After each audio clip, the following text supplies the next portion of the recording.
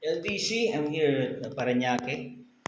So, this will be the area of the kitchen. Extension kitchen. Provision natin ng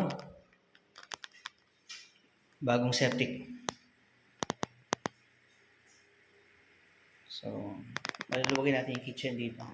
Extend sa likod. So, removal. Tapos, enhance ng restroom. Proposal ng living area. Tapos, provision ng stairs. Tsaka opening dito. Okay. So, yun. Pare, isang ikot na lang ako sa taas. So, dito ako sa taas. Adjustment ng stairs. Ito yung restroom nila.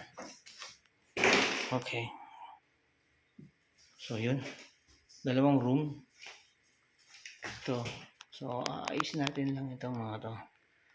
But the slab will be concreted or suspended slab ang gagawin dito.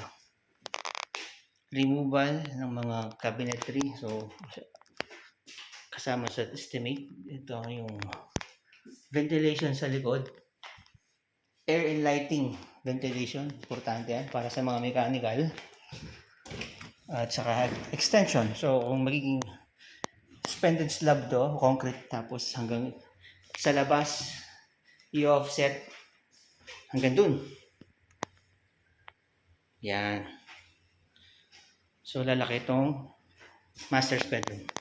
So, yun lang. LDC. Cheers!